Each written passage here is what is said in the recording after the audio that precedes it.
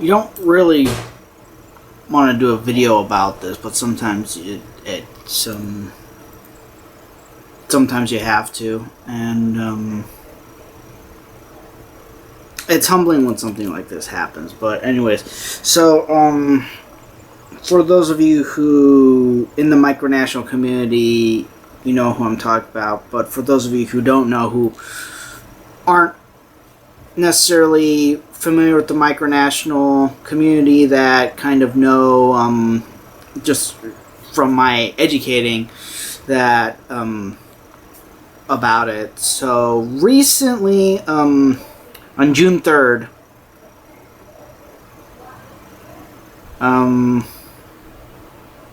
the micronational community lost a young rising star is a very good way of putting it. As do a lot of micronationalists, they like to go by pseudonyms. He went by Nicholas Randouler. Found out his real name is Nicholas Randolph Cordry, and he unfortunately passed away from a brain aneurysm.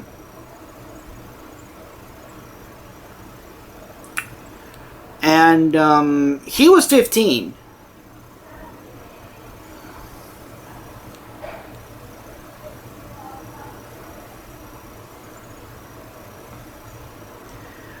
So here's the thing. I never live chatted with him. I never interacted with him in a personal way. But we did interact via messaging a lot. A lot. And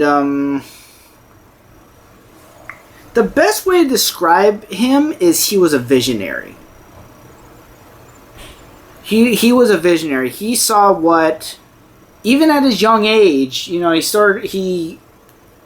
got involved in this 2 years ago, I think when he was 14. He was almost 15. He was almost 16 when he would have turned 16 in a few months. But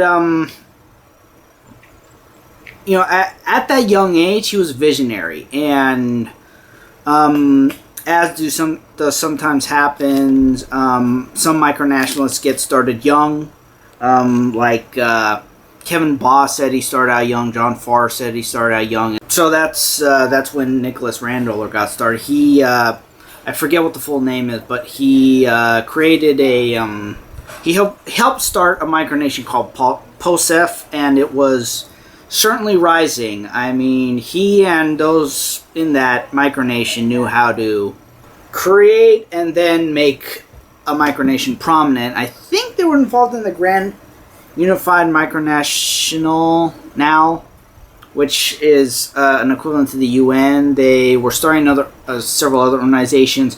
But to me, Nick's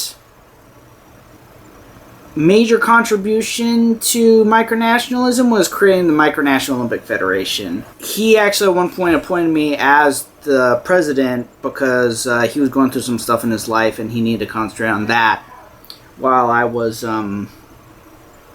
so I took over for about a year, and during that time we honestly butted heads a lot. And come to find out that he was as stubborn as he was in other parts of his life as he was in interacting with us. And looking back on it, realistically, we just had different ways of wanting to improve the organization. And I contributed, he contributed, and ultimately, the way that we settled things and were able to actually put our differences aside was that we compromised, and we had an election for president of the federation. I agreed not to run, and I would take a position as what's now legal commissioner. And so we did that. He ended up winning, and we were able to get back into another working relationship. And that's one of those things that I'm thankful for, is that we went out on good terms. But of course, the fact that we had to go out, he had to go first. You don't want that. In your teens, you're still trying to figure stuff out. You're still trying. It's like, and that's too going out before you're at least an adult. I mean, you can, because that way, someone like goes on a battlefield and goes out, you can at least make that justification that what they went out fighting. But he went out way before he should have. And it seems that happens a lot with a lot of people who, great visionaries who had so much potential. It's like they made impacts, but they could have made so much more of a contribution had they not been taken prematurely.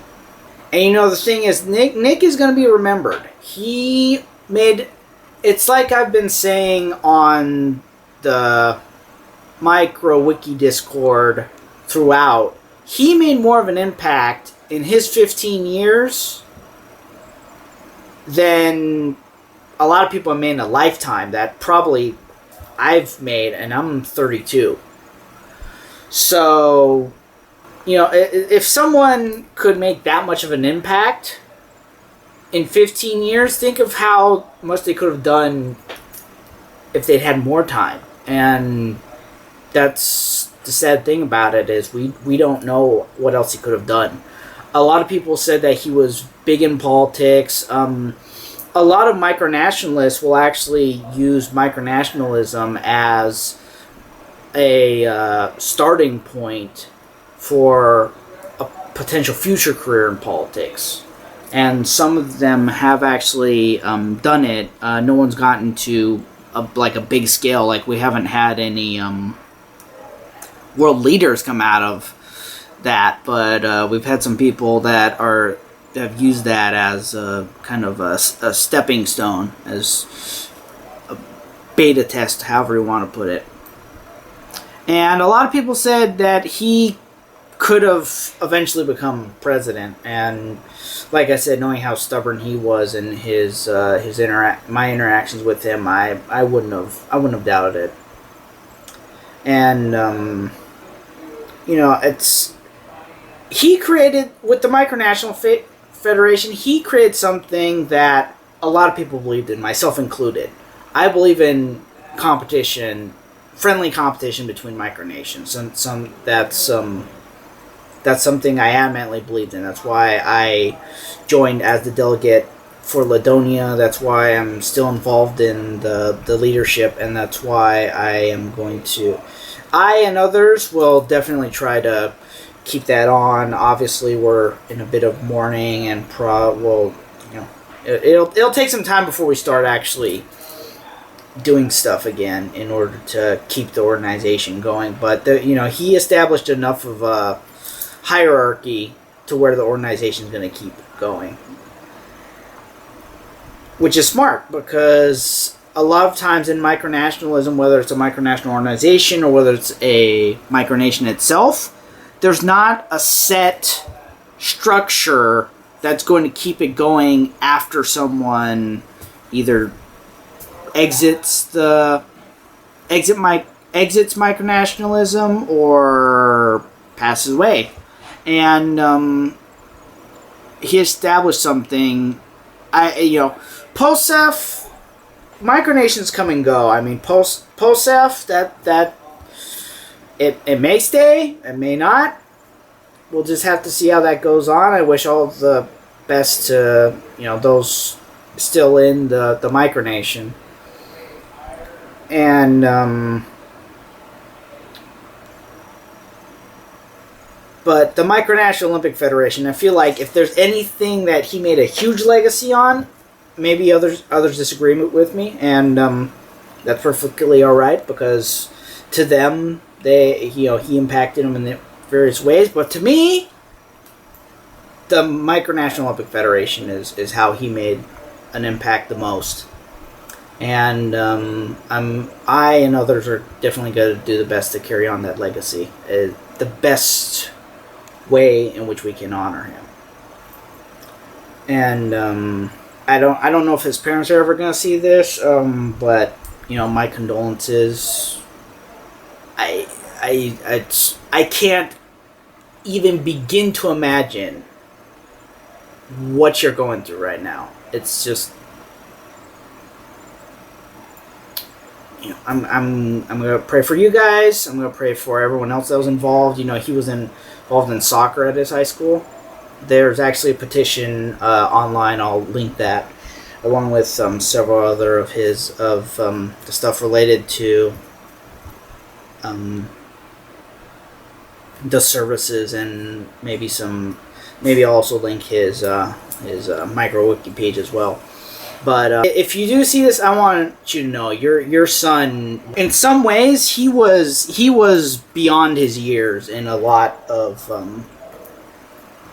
in just so many categories, and he's made an impact that is just going to be remembered for time. And I'm going to be one of those people who's trying to carry on his legacy as best as I can. So that's the best that I can think of in talking about Nicholas Randouler. I think that's how you spell it, but like I said, known in the micronational community as Nicholas Randouler, known in at POSIF because he was the elected monarch as Nicholas I. To Nick, rest in peace, brother. And that's about it. Thank you very much for watching.